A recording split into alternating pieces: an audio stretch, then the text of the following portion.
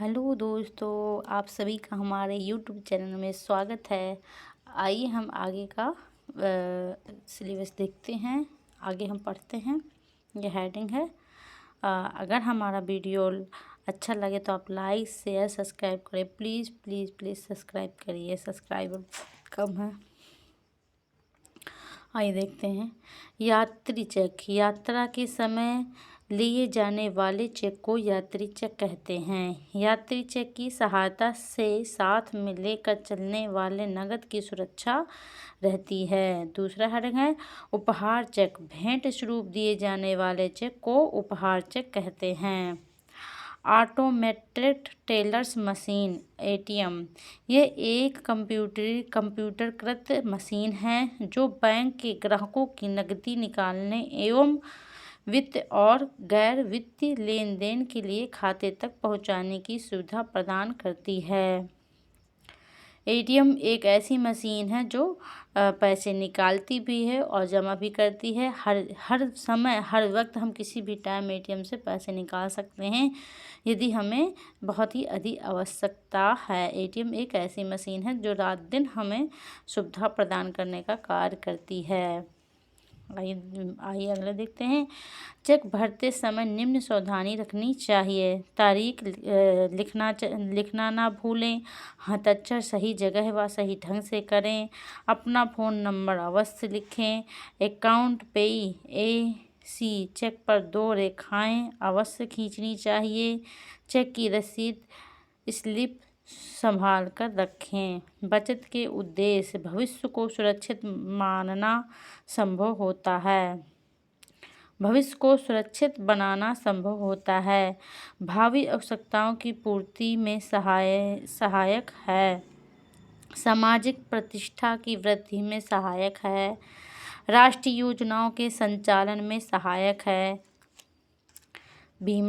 बीमा संभावित विपत्तियों के फलस्वरूप होने वाले विपरीत परिणामों के विरुद्ध सुरक्षा प्रदान करने वाली एक प्रभावी व्यवस्था है। इसके अंतर्गत जीवन बीमा, अग्नि बीमा, सामाजिक बीमा, सुरक्षा बीमा योजना तथा अटल पेंशन योजना, इतनी सारी बीमा की योजनाएं आती हैं। जीवन बीमा, यह बीमा कराने वाले और बीमा करने वाले निगम के मध्य एक समझौता होता है जिससे भविष्य में संभावित विपत्तियों के समय बीमा धारक अथवा उसके आश्रित को एक निश्चित राशि प्राप्त हो सके।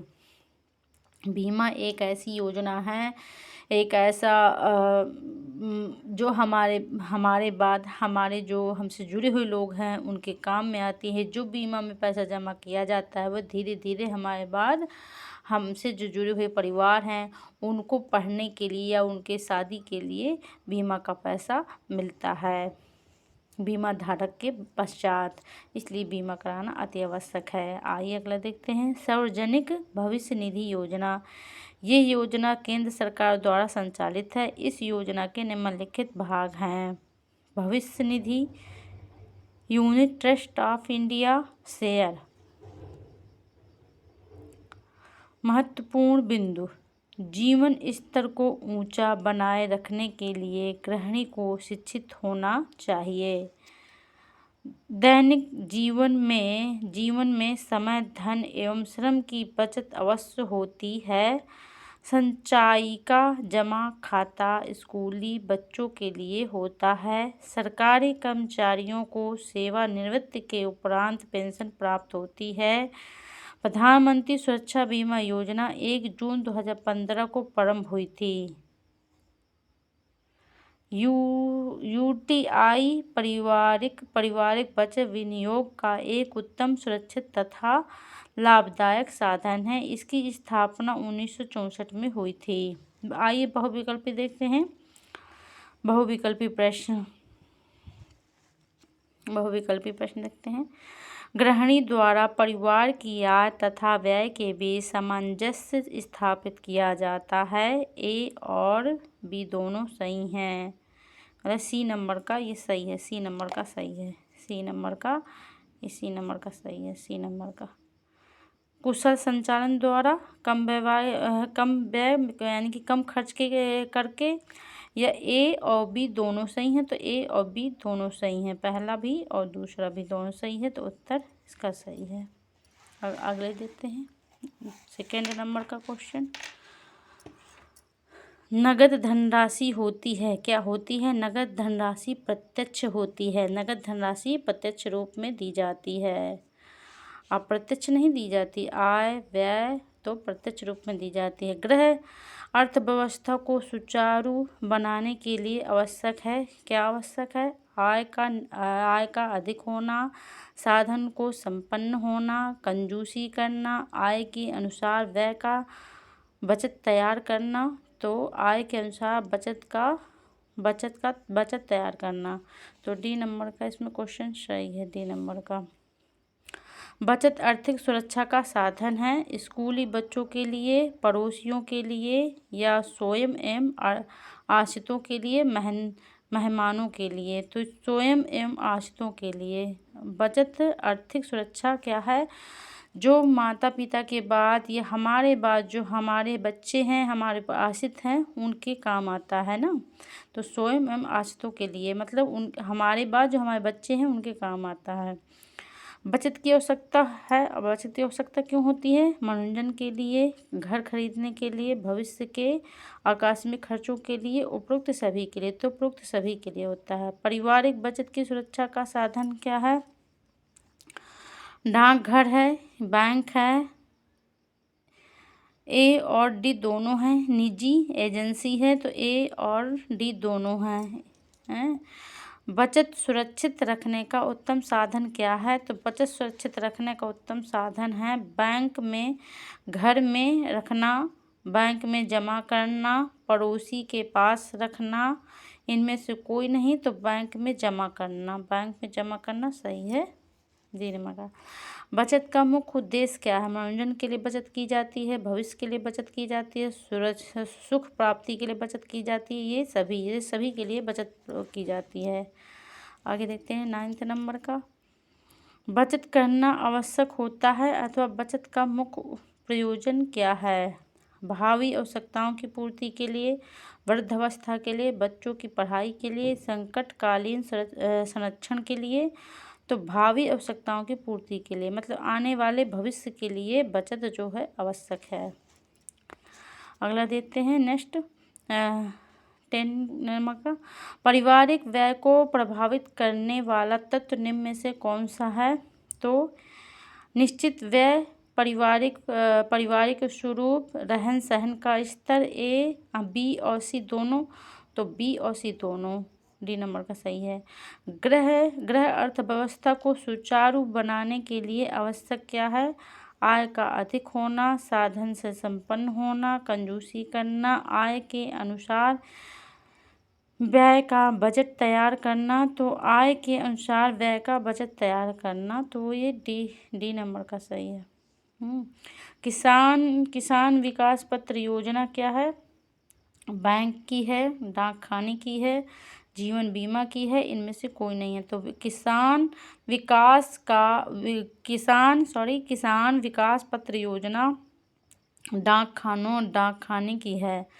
किसान विकास पत्र योजना ये डाक खाने में चलती है। किसान विकास पत्र योजना डाक खाने में चलती है। ये आगे नेक्स्ट देखते हैं।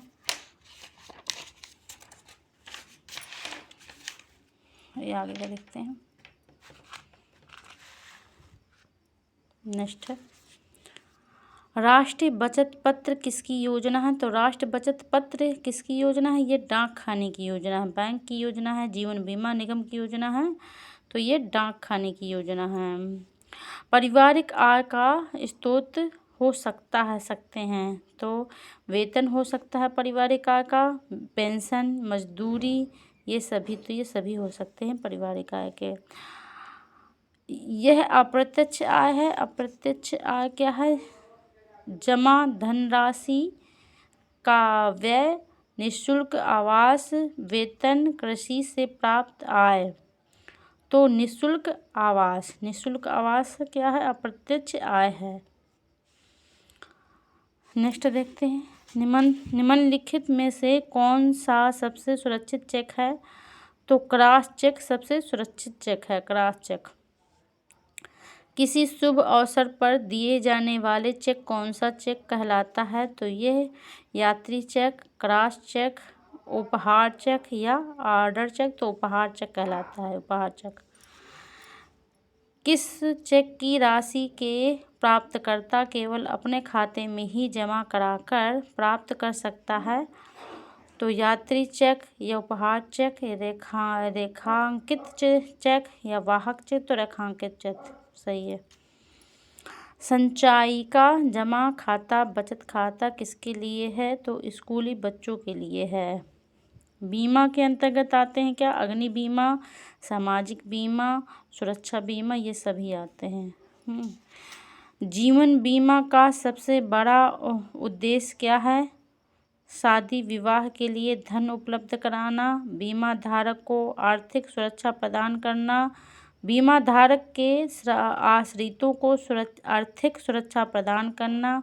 उपरोक्त में से कोई नहीं। तो बीमा धारक के आश्रितों को आर्थिक सुरक्षा प्रदान करना। बहुविकल्पी क्वेश्चन हो गया। नेक्स्ट देखते हैं, अति लघु उत्तरी प्रश्न है। पारिवारिक आय के 4 मुख्य स्रोत बताइए। पारिवारिक आय के मुख्य स्रोत क्या हैं? वेतन है, व्यवसाय है, मजदूरी है, कृषि है, पेंशन है, पशुपालन है, घरेलू उद्योग धंधे हैं, किराया है। नेक्स्ट क्वेश्चन है, रेखांकित चित्र किसे कहते हैं? तो जब किसी चेक में बाईं ओर के ऊपरी हिस्से में 2 तिरछी रेखाएं खींची जाती हैं तो उसे रेखांकित चेक कहते हैं। इसमें लिखी राशि का भुगतान खाते के माध्यम से होता है। तो अगर आपको हमारा वीडियो अच्छा लगा हो तो लाइक शेयर सब्सक्राइब करिए। अगला नेक्स्ट क्वेश्चन हम अगले वीडियो में देखते हैं।